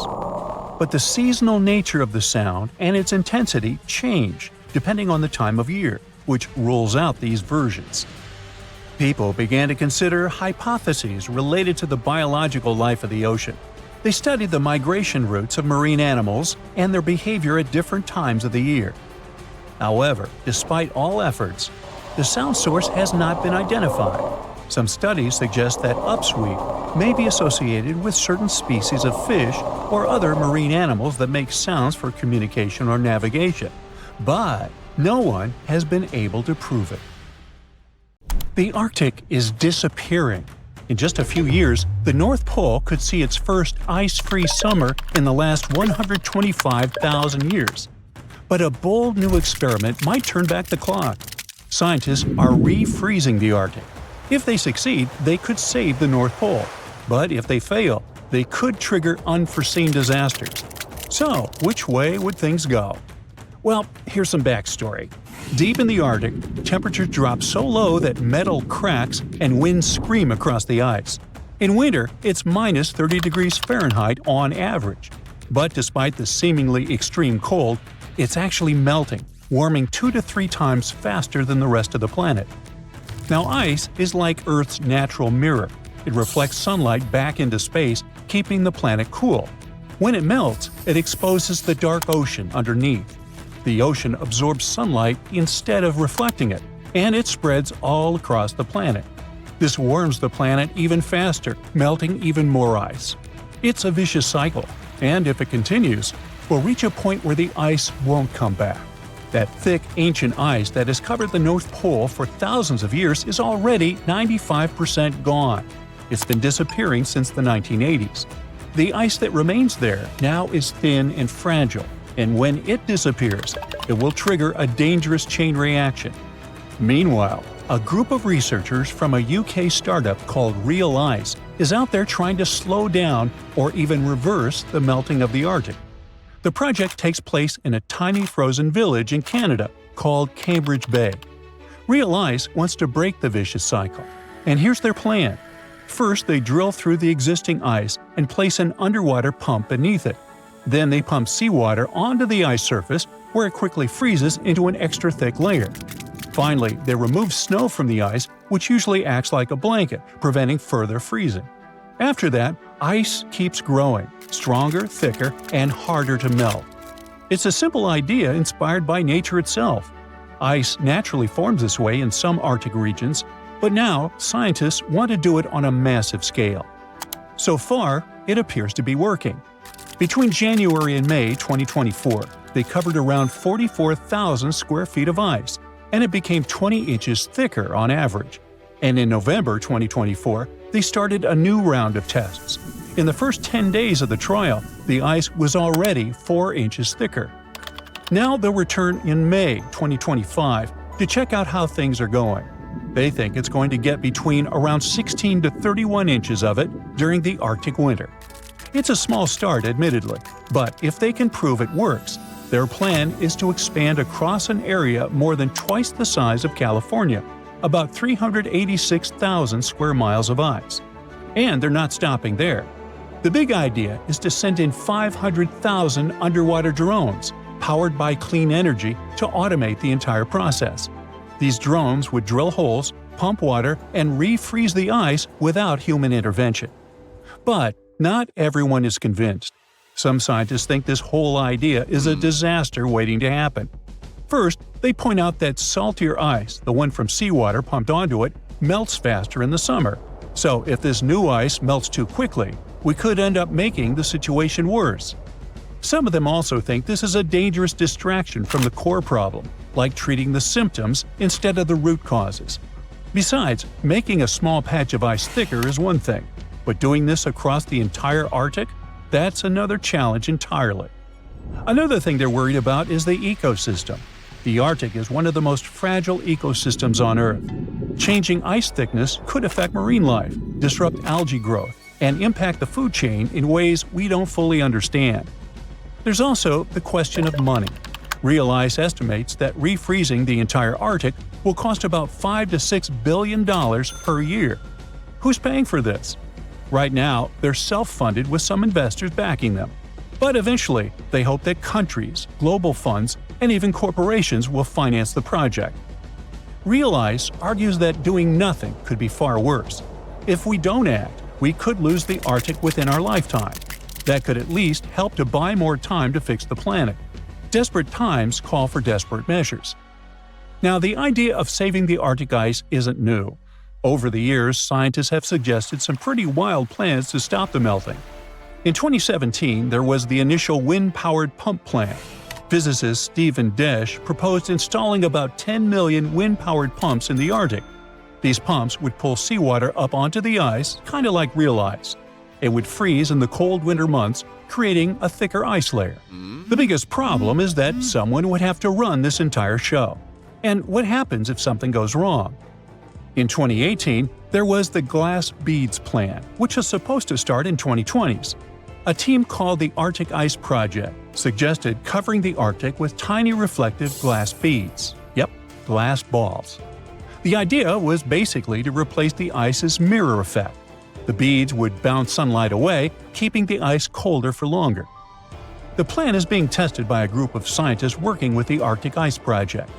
They say the glass balls are made of a material that's safe for animals. They even claim birds use similar materials to help them digest food. The glass used in these microspheres is the same material used in lab equipment and light bulbs. Sounds safe, right? Well, not so fast. There's also the environmental risk. These glass balls are tiny, and they could easily get into the ocean, impacting everything from fish to plankton. We still need more research to understand how this material breaks down in the ocean and whether it could affect marine life. But where things get really crazy is when we start talking about scaling this up. To cover just a tiny fraction of the Arctic, they would need millions of tons of these tiny microspheres, and that's just for starters. And they'd have to be working 24/7 through freezing temperatures and snowstorms. The scientists believe this could help keep the ice thick enough to survive summer and even slow the melting. But can it really work? Then, there's also the Bright Ice Initiative, founded by the same folks behind the Arctic Ice Project. Instead of focusing on the Arctic Ocean, they want to use the same glass microspheres to restore glaciers. They've even tried this out on a glacier in Iceland, but experts are still skeptical. They say it could just speed up melting instead of reversing it. Now, another idea was cloud seeding with water particles. This would involve spraying ocean water into the sky itself. This would form clouds, and they'd reflect more sunlight. So, as you can see, some of these plans were too expensive, too complicated, or just straight up wild. The real ICES plan borrows ideas from earlier projects, but is much cheaper and more practical. Most importantly, it's working. But all this Arctic disaster is already affecting people. In the village of Newtok, Alaska, the land is disappearing. Each year, about 70 feet of the riverbank erodes, taking homes and history with it. That's all because of the erosion and the thawing permafrost. Now, these people had to move to a safer place called Murtavik, just 9 miles away. But it's a long and challenging journey. The relocation is taking years of planning, with Newtok residents already starting the shift in 2019. The new village offers better health and safety, but it's still a work in progress. Things like the school and grocery store remain in the old village, which makes things harder. Water and sewage systems are being set up, and for now, most residents are using a honey bucket system. But at least they have a chance to rebuild. It's still unclear whether these geoengineering ideas are a lifeline or a disaster. For now, we can just keep an eye on them. So, there's a mysterious doorway in the middle of Antarctica. Some people think it's Bigfoot's vacation home, or a shuttlecraft from Star Trek, or maybe a door to Agartha, a mythical kingdom some people believe is located in the center of the Earth. Well, the scientists debunked all these poetic theories and explained that what looks like a mysterious doorway is located in an area of fast sea ice. It's offshore of the coast and is full of little islands with shallow water around them. When ice flows around hard rocks hidden underneath, it can create patterns that look odd but are totally normal. In this spot, the ice is thin, so the rocks underneath have a big effect on how the ice moves. The cold winds in Antarctica also shape the ice and snow and make it look like they're lines and shapes. So, the mysterious doorway is just a rocky ridge poking out because the ice has melted a little. The top of the doorway is the tip of the rock, and the sides are snowy trails left by strong winds blowing in the same direction. It's essentially an iceberg that got stranded and is melting in one place. One YouTuber found another out-of-place mysterious object more than 150 miles off the shore of Antarctica, a 400-foot-long ice ship. The internet went wild with theories like that the ship must have ended up there right from the Bermuda Triangle. But there was no scientific proof that it was a ship and not just a large chunk of ice. And once some other internet users revisited the place, they noticed the ice melted in the summer and the hypothetical ship was gone. Another mysterious Google Maps find in Antarctica was a pyramid. And before you make up an exciting theory about how the ancient Egyptians built a secret base here, I have to tell you it turned out to be just a mountain. It's part of the tallest mountain range in Antarctica that stretches for almost 250 miles. It's not the first pyramid on this continent, as explorers from the British Antarctic Expedition found another unusually shaped mountain and nicknamed it the Pyramid. But this one didn't even have a pyramid shape. Here's one Antarctic find that definitely won't disappoint you: a giant ice shelf that reminded scientists of the Grand Canyon. A special submarine robot named RAN covered over 600 miles under the thick ice and brought back some amazing footage of icy mountains, valleys, flat plateaus, and swirly patterns made entirely of ice. One of the strangest things RAN found was giant bowl-shaped holes or scoops in the ice. Sadly, scientists lost track of the robot. They think that curious Wendell seals may have accidentally bumped into RAN and caused it to get stuck. To save energy, RAN probably shut itself down, and the scientists couldn't find it again. But the team is hoping to build a new robot and continue exploring this icy canyon to see how the patterns under the ice might change over the years. Another huge Antarctic canyon was found thanks to bad weather. A team of sound experts had to pause their work at the Casey Research Station in a storm. Instead of waiting around, they decided to use the unexpected free time to map the seafloor near Adams Glacier. And that's how they found a canyon that is almost 7,000 feet deep, almost 30,000 feet wide, and stretches over 28 miles away from the glacier. During the mapping, they discovered just part of the canyon before they had to go back to the research station. But when bad weather came in again, the ship went back and mapped more of the canyon. They were working in waves up to 13 feet high and super powerful winds, but they managed to get about 15 hours of data to complete their map. On the way back to Australia, they stopped one last time, and now they've got a full picture of the canyon. Studying it is helping scientists learn more about the history of glaciers and the interaction between the Antarctic ice sheet and the ocean. Now, there's a frozen lake in Antarctica called Lake Enigma. For a long time, people thought the lake was completely frozen solid. But during one expedition, researchers found that under the thick ice, there was a layer of liquid water about 40 feet deep. To learn more, they drilled through the ice and sent down a camera to explore what was hiding in the lake's depths. The lake's water, which they think comes from the nearby Amorphous Glacier through a secret underground pathway, was filled with strange microbial life. These tiny microbes lived in mats that covered the lake bed. Some of the mats were thin and spiky, and others looked like crumpled carpets, or even small tree-like shapes that grew up to 16 inches. Many of the microbes could make their own food through photosynthesis, just like plants do, and it gave the lake a high amount of oxygen. One of the coolest discoveries was a type of microbe which usually lives in low-oxygen places. Lake Enigma might be similar to environments on icy moons like Europa or Enceladus, so it could mean that these moons also have hidden water under their ice and possibly microbial life too. One more mind-boggling discovery from Antarctica is tiny pieces of amber in mudstone, found here for the very first time. It took scientists years of studying incredibly well-preserved fossilized roots, pollen, and spores that they found back in 2017. Amber proves that resin-producing trees once grew in Antarctica, part of a lush rainforest that existed near the South Pole during the mid-Cretaceous period. Back then, disclaimer, I wasn't around then, the trees would have had to survive through months of darkness during the long Antarctic winters. Scientists believe they adapted by going dormant for a long time. The amber pieces the scientists found are tiny, but they are beautiful shades of yellow and orange with bumpy surfaces that show how the resin flowed out of the trees. This resin likely leaked out to protect the trees from insects. It was preserved because water quickly covered it and kept it safe from sunlight and air. A scientist was browsing through satellite images for brown trails of penguin waste and found 4 new colonies of emperor penguins at the base of the globe. These new colonies likely have been around for years, though 3 of them are rather small, with fewer than 1,000 breeding penguins each.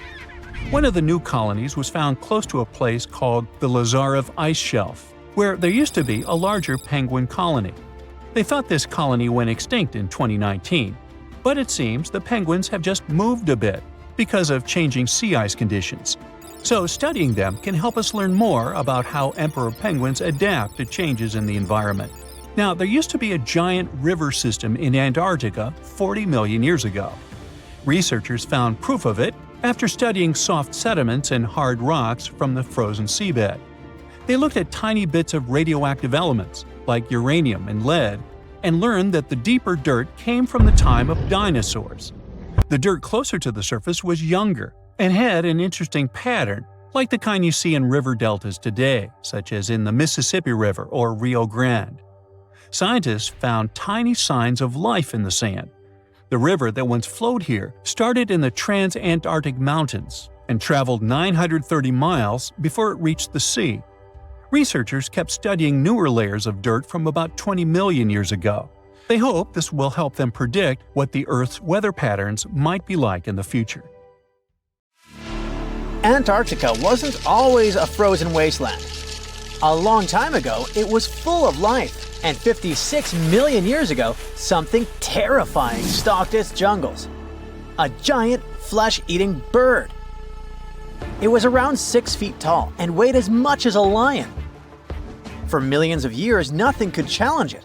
So why did it disappear? And could there be even bigger predators still hidden beneath the ice? Paleontologists found 2 massive claw bones in Antarctica, sharp, curved, and powerful, belonging to this bird. They were dug up from the Epresian-aged rocks of Seymour Island, which means they're around 40 to 50 million years old. Their shape left no doubt. These were the so-called terror birds. Their scientific name is Forus rauceti, some of the most fearsome predators to ever walk the earth. They were flightless and didn't even need wings. Instead, they could sprint at breakneck speeds, like ostriches from a nightmare. For millions of years, these birds ruled South America. But now, for the first time, their presence has been confirmed in Antarctica. No surprise here. Back then, South America and Antarctica were still connected, allowing animals to easily commute between continents. So these birds probably migrated south to adapt to life on Antarctica's prehistoric landmass. It didn't just survive here, it thrived. But at some point, this nightmare of an animal vanished. Why? Most likely because of the temperature changes. Antarctica was cooling, slowly turning into the frozen wasteland we know today. Its prey may have declined, leaving the predator without enough food. Eventually, it disappeared, leaving no descendants behind. Researchers hope that they'll find a complete skeleton eventually. They're also wondering where there might be even bigger species waiting to be discovered. Perhaps these birds evolved into a completely new Antarctic lineage. But for now, all we have are 2 giant, creepy claws. People often think that there are almost no animals or plants in Antarctica.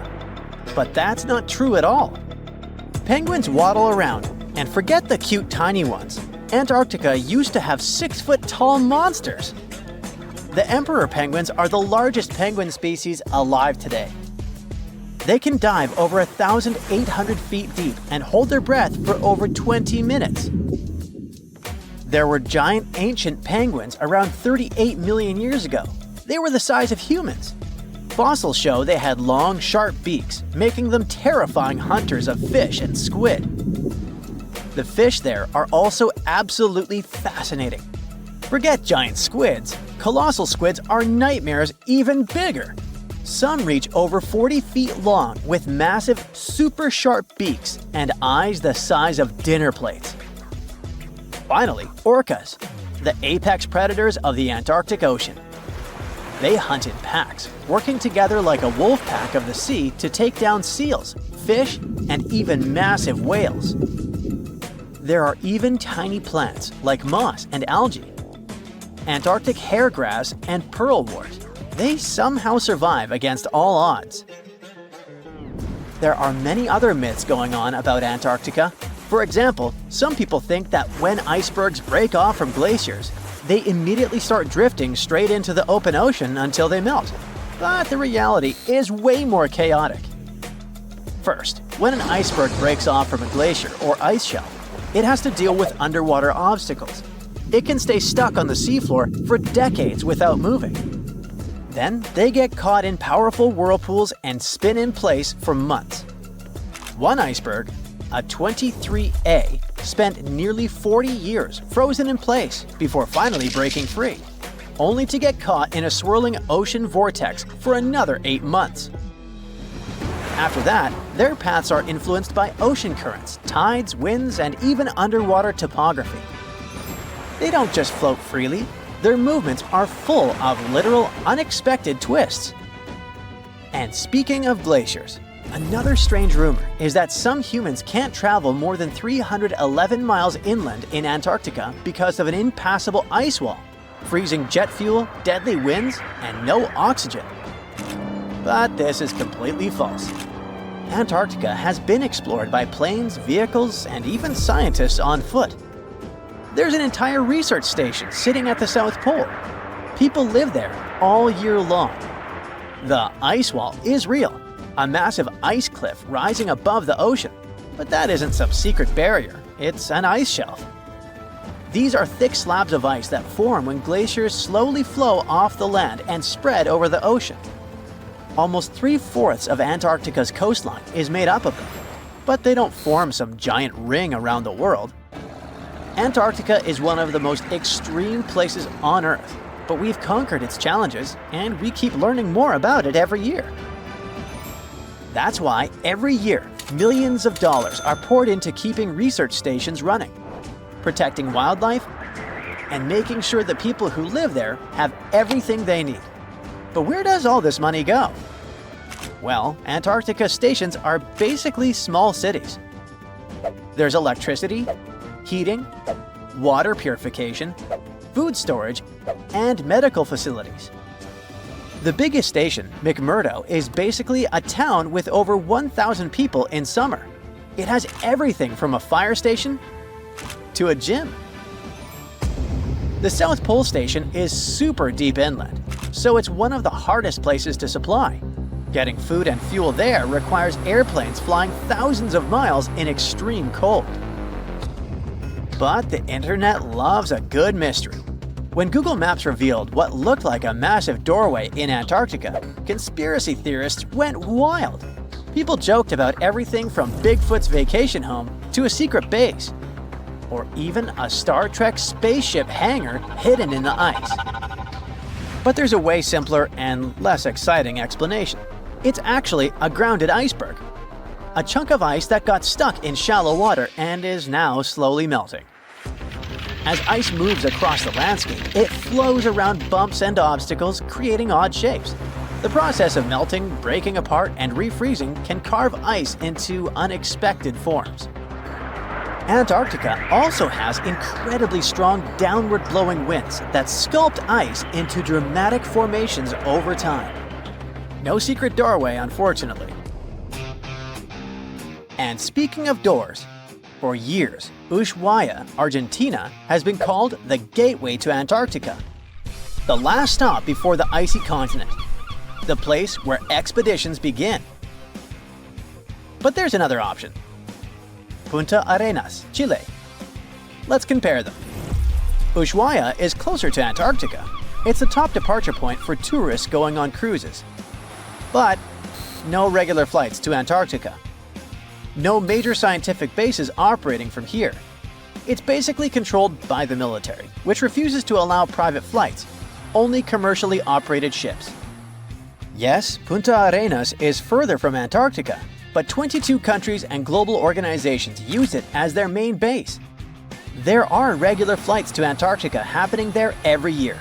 Private airlines can actually operate here, making it the real air connection to Antarctica. Ushuaia may have the best location physically, but Punta Arenas actually runs the show. Argentina made a huge error in picking its Antarctic airbase. Instead of setting up a simple, accessible base at sea level, they built Marambio Base, very high on rough terrain, completely impossible to reach by land. Everything has to be flown in by helicopter, making operations slow, expensive, and frustrating. For 50 years, Argentina stubbornly stuck to this bad decision, while Chile set up efficient, well-planned bases that the world now uses. If things don't change, Ushuaia will be nothing more than a tourist stop. But what's terrifying is that Antarctica seems to be returning to its past. It's supposed to be the coldest place on Earth, but something shocking happened just recently. For the first time in recorded history, temperatures in Antarctica broke 68 degrees Fahrenheit. This continent is buried under miles of ice. Usually, temperatures there can drop to minus 112 degrees. But in the winter of 2020, scientists recorded an insane 69 degrees on Seymour Island, hotter than many places in Europe at that time. Scientists believe there are several reasons for that. First, there are changes in the way heat moves around the planet's waters. Second, melting permafrost due to the planet warming. It looks like the climate is changing faster than expected. You're down in one of those polar seas where the binnacle, eerily called the finger of death, is born. It's a strange, almost otherworldly place, the deep ocean, where light barely reaches. Everything down there seems to have adapted to survive in darkness and intense cold. But even those truly hardy creatures aren't ready for what a brinacle can do. When that briny, super-cooled water starts dripping down, a ghost story begins. The formation of these brinicles is a fascinating process, like an underwater science experiment happening in real time. We know that when seawater freezes, it doesn't freeze like freshwater. Because of all the salt in it, it has to push out impurities to form the pure ice that floats at the top. This means the salty water, or brine, ends up trapped in channels and pockets within the ice. When it sees the light of day for the first time, a brinacle resembles a pipe of ice reaching down from the underside of a layer of sea ice. At first, a brinacle is very fragile and its walls are thin. But the continuous flow of colder brine supports the growth of the brinacle. It also prevents it from melting. Otherwise, this process would be inevitable, caused by the brinicle's contact with less cold surrounding water. As the ice accumulates and the walls become thicker, the brinacle becomes more stable. Over time, the brine trapped inside gets squeezed out through tiny cracks, dripping down in this cold, heavy plume. Once that cold brine starts flowing downward, it begins freezing the seawater around it into a sheath of ice. That's why, instead of melting as it hits the water below, it forms this icy casing that protects it, helping it grow longer and stronger. The brinacle keeps moving forward inch by inch, and this crazy downward spiral is almost unstoppable. And when it touches down on the seafloor, that's when the trouble begins for anything living nearby. Imagine being one of those creatures on the seafloor, maybe a sea star or an unsuspecting urchin just trying to make it through the day. And all of a sudden, you see this icy tentacle nearing you. It isn't just some cold water coming down. It's basically a net of ice moving down and spreading out. There's no escape, no way to predict its coming, and no chance for survival. It's a slow-motion natural disaster in action.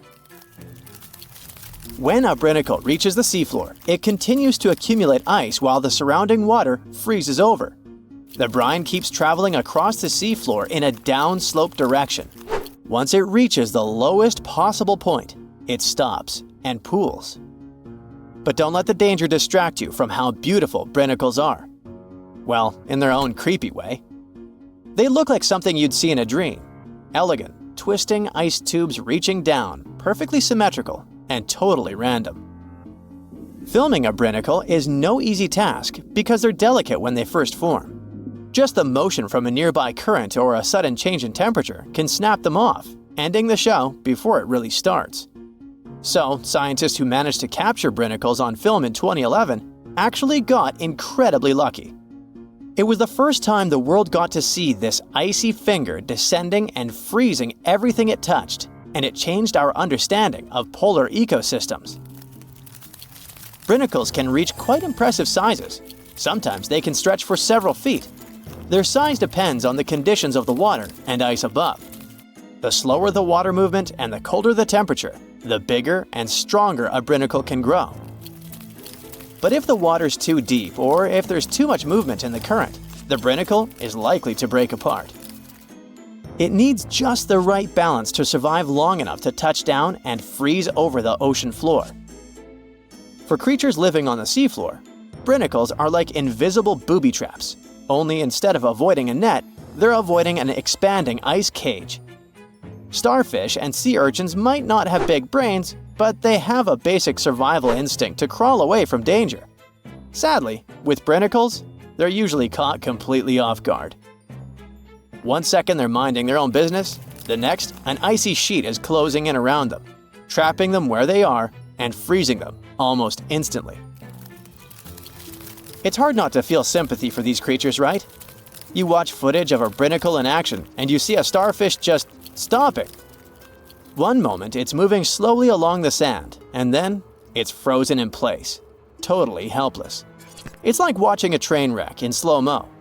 Luckily, brinicles present danger only to smaller marine life forms like sea urchins and starfish. Bigger animals like seals or whales, or humans who happen to go diving in the ocean at the frigid poles, brinicles are totally harmless.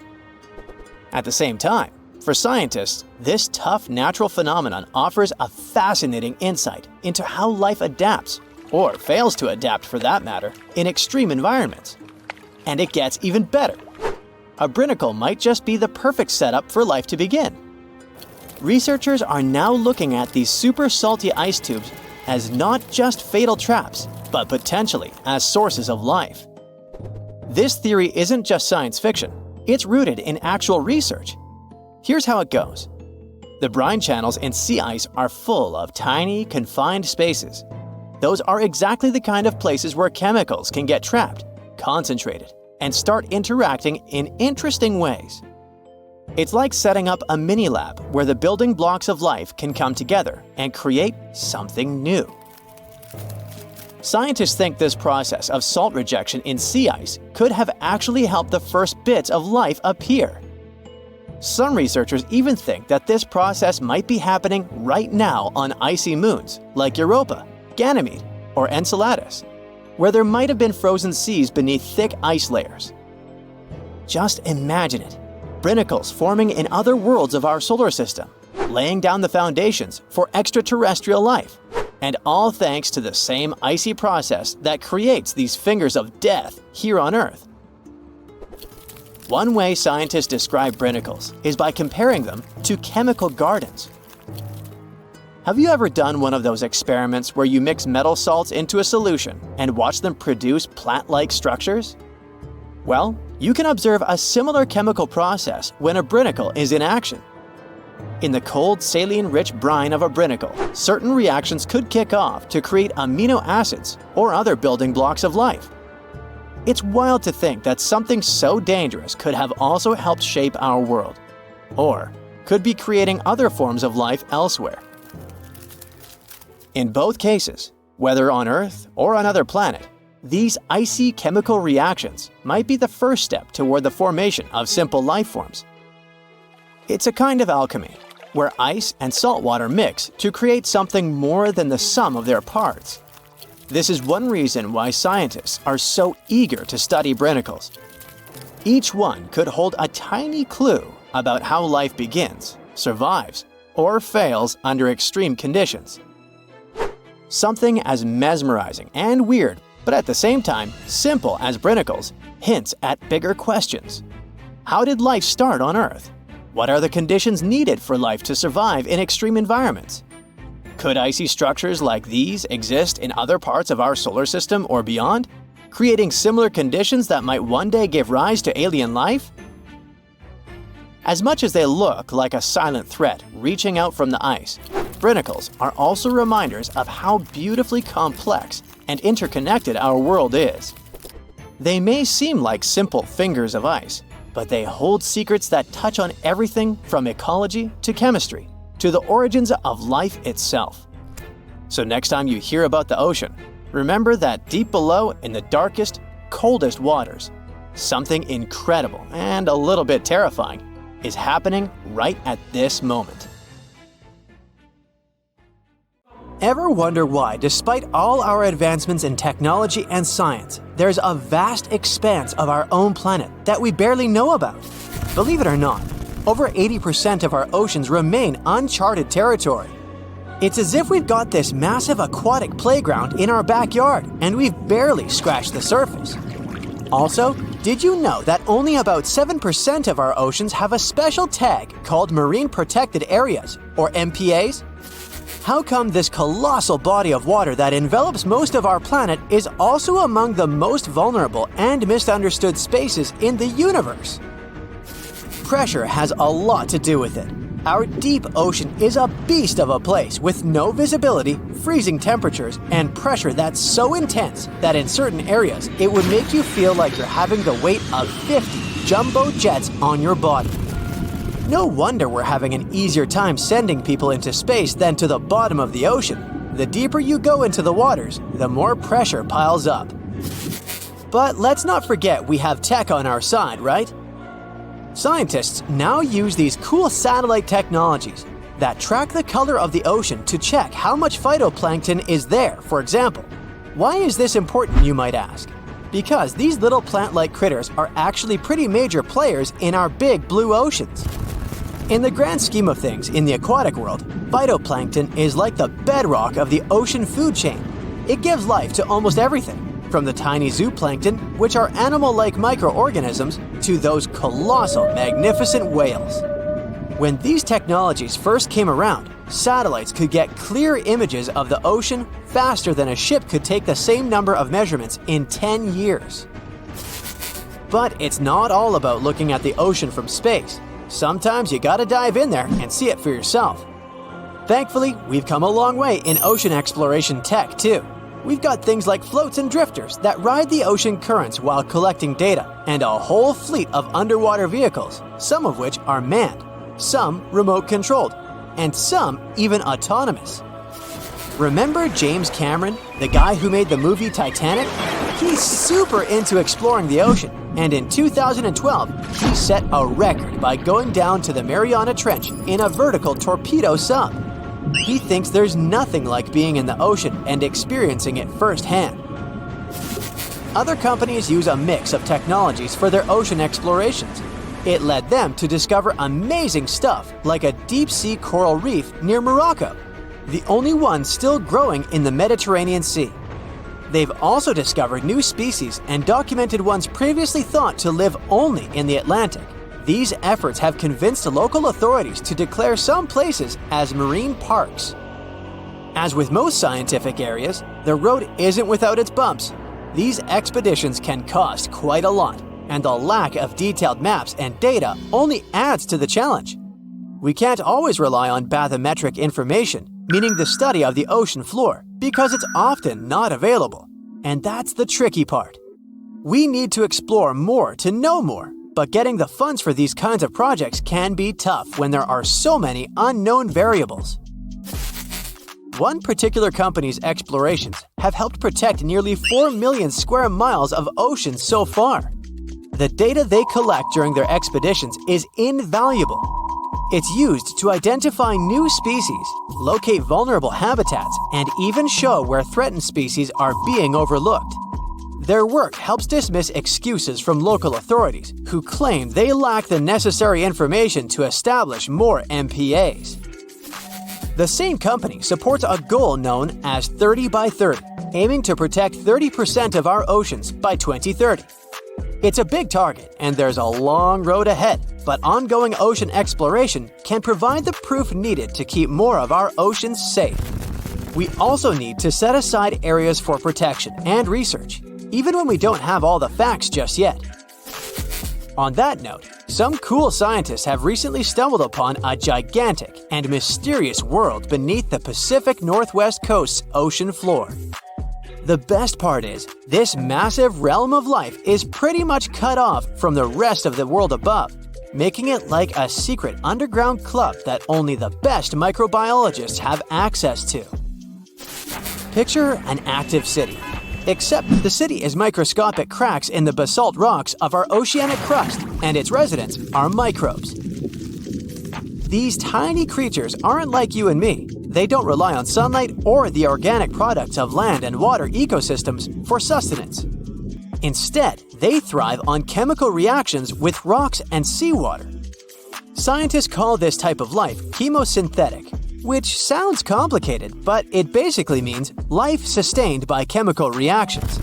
While this sort of life has been found deep in mines and around seafloor hydrothermal vents, the scale at which these creatures are found under the oceanic crust is unprecedented. It might even be the most extensive ecosystem on Earth. A geomicrobiologist from Denmark was part of the team that made this discovery. He claimed that over 50% of our planet's surface is oceanic crust, which is an average of 4 miles thick. Imagine the size of this chemosynthetic party happening down there. This discovery didn't happen overnight.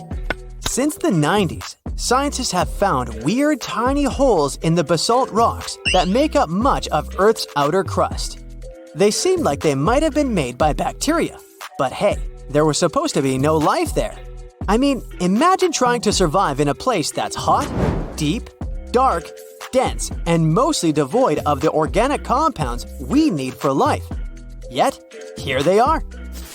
In the following years, more pieces of the puzzle fell into place. Scientists found that the oceanic crusts had different conditions at the centers and edges. At the centers, rocks are jam-packed with energy-rich compounds that support these tiny life forms. But by the time they reach the edges, these chemicals are all gone. Fast forward to now, and it's time to put the puzzle together. A microbial ecologist from the University of North Carolina worked on this research and says we now have solid evidence of microbial life in the cracks and crevices of deep ocean basalt. The next question scientists asked was, how far does this life extend? Researchers collected samples of crust from a plate roughly 120 miles off of Washington's coast, drilling deep beneath the ocean's surface. What they found down there was remarkable. The life down there runs on a unique fuel, hydrogen. Yep, in the absence of sunlight, hydrogen provides the energy for all their biological processes. These microbes use hydrogen to transform carbon dioxide into organic matter. This matter and other byproducts, like methane, then fuel other organisms, creating a network of life. Of course, the life down there isn't as complex as the one we know up here. Scientists doubt there will be any multicellular life under the ocean because it's too hot and energy poor. But hey, who knows? This universe under our oceans still has a lot to reveal. This whole thing is significant for many reasons. First, it confirms that life can exist in places without oxygen, which changes our perspective on where we can find life. This makes us wonder if life could exist under similar conditions on other planets, where surface conditions might be too harsh. The implications on Earth are also profound. If a large portion of life exists in the oceanic crust, then our understanding of life on our own planet could be completely changed. This exciting discovery stretches our understanding of life and prompts us to keep exploring the mysterious depths of our oceans, pushing the limits of our understanding. NASA is also in on the whole deep sea exploration project. Why? Shouldn't they be preoccupied with outer space? Because they're hoping to find hints about what the oceans on other planets might look like. NASA specialists are really hopeful that by unearthing underwater secrets, we can solve some of the big questions about space. Plus, they're testing some nifty equipment for future journeys across our solar system. Oh wow, there's a hole in the bottom of the ocean! It seems that the ocean has a leak. But it's not like a leak you would expect, where water is flowing out. It's more like a spring since water is flowing in, not out. This unique leak is something we know as Pythia's oasis. A grad student was the one who accidentally discovered it. He noticed bubbles that were rising to the surface. Normally, bubbles in the ocean tell us there might be some hydrothermal vents, which are hotspots for some pretty cool things. These vents are actually like hot springs on the seafloor, but instead of bubbling with warm water, they release a fluid that has been superheated in the crust of our planet. When seawater seeps into these cracks and travels deep into the crust, it comes into contact with the extremely hot mantle. This heats seawater to very high temperatures, and as it moves back up towards the surface, it carries dissolved gases and minerals. When the hot fluid shoots out of the vents, it mixes with the surrounding seawater and quickly cools down. Just a short distance away from the vent, the temperature can drop to a comfortable 68 degrees Fahrenheit or so, which is, as it seems, exactly what some creatures like. And there are some real weirdos living down there in the darkness, like ghostly fish, giant red-tipped tube worms, and a unique type of shrimp with eyes on their back. And some of them, like tube worms and bacteria, rely on the chemicals and minerals released by the vents to survive in harsh conditions. But in this case, the bubbling water didn't come from a hydrothermal vent. It was there because of a spring, and that's a bit more concerning. You see, the water in this reservoir needs to stay where it is. If too much of it seeps out, there could be some serious consequences, especially for the surrounding area. You can see this unusual leak along the Cascadia subduction zone, which is a massive fault line off the Pacific Northwest coast. It's a place where two pretty big plates that make up Earth's crust come together and slide along each other. The water from Pythia's oasis kinda acts as a lubricant between these plates. You can think of the fault zone as an air hockey table. When the fluid pressure is high, it's like you've turned the air on. That means the friction between the plates is reduced, which allows the plates to move.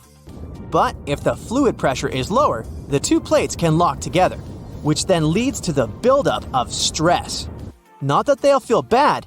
In the context of tectonic plates, stress is some pressure or force that can cause deformation. And if this stress starts to build up, at some point, it's gotta go somewhere. When it's too much, it can trigger earthquakes and most likely, not small ones. For example, a release of stress in the Cascadia subduction zone could lead to a magnitude 9 earthquake. For comparison, the biggest earthquake we've ever recorded happened in Chile in 1960, and it had a magnitude of 9.5. The damage was enormous. So we hope the water will stay in its reservoir and keep maintaining the delicate balance between the tectonic plates. We've explored only 5% of the ocean. Who knows how many cool things are there at the bottom, waiting to be found? For example, check out these mysterious holes scientists have stumbled upon in the depths of the Atlantic Ocean, near the Azores. They're neatly aligned and are about 4 inches apart, or in some cases, even several feet.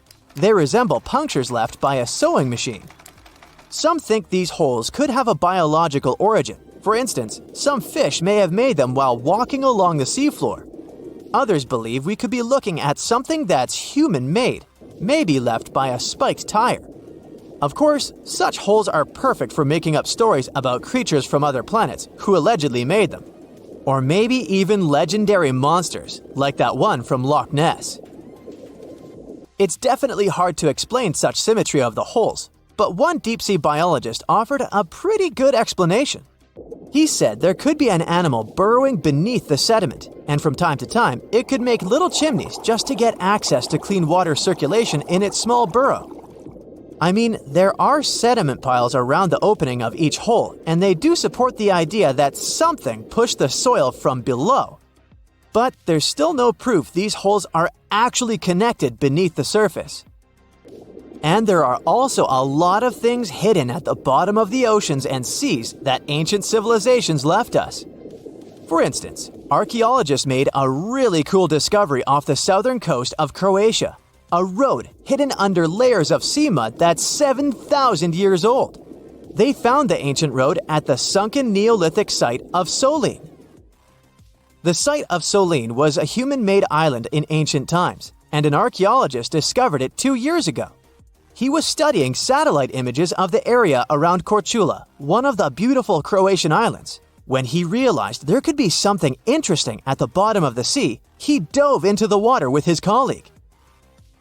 And under the surface of the Adriatic Sea, which is part of the Mediterranean Sea, at a depth of 13 to 16 feet, they found stone walls that were most likely part of some ancient settlement. The landmass where people built the settlement was separated from the main island by a narrow stretch of land. Luckily, this area is protected from big waves by the surrounding islands, so the site remained relatively well preserved. It's now hidden beneath the surface of the sea and covered in mud. But it's so exciting to imagine how people walked on that road nearly 7,000 years ago, visiting nearby settlements. If you want to see the weirdest creatures, you can always head to the bottom of the sea. Actually, scientists have determined there could be more than 30 potentially new species at the bottom of the Pacific Ocean. They've collected them using their remote-controlled vehicle. That's a big step because until recently, they could only study such creatures through photographs. I'm talking about segmented worms, different types of coral, some invertebrates similar to centipedes, and many others. But there are also many old freaky creatures that we already know about that look like they came from sci-fi movies. Red octopus, blobfish. Okay, this one kinda looks normal until you raise it to the surface. The goblin shark, Sloane's viperfish, zombie worms. Ugh. Yeah, I hear ya. Let's move on. The seafloor hides things from space too. There are traces of rare forms of plutonium and iron at the bottom of the Pacific Ocean. And what's awesome is that all this has come from space. These radioactive materials probably formed during some kind of cataclysmic event in space and eventually made their way out to our beautiful home planet. And this extraterrestrial debris most likely appeared on Earth within the past 10 million years. After it fell to the Pacific Ocean and settled at a depth of almost a mile, it became part of all those layers of rock down there. Plutonium is especially exciting for scientists. I mean, only tiny amounts of it have been found, hundreds of atoms maybe. But it's still remarkable because these atoms are created by exploding stars. Things like this can help us better understand how the universe produces elements heavier than iron, like plutonium, gold, uranium, and platinum. We're still not sure about the origins of these elements. For a long time, scientists believed that supernovae, which is when a star comes to its end in a fabulous explosion, were responsible for creating these heavy elements. But it seems it's not just that. Some other cosmic events, such as the collision of neutron stars, which are super dense collapsed stars, or some rare types of supernovae, could also be involved. Whoa, let me get my popcorn!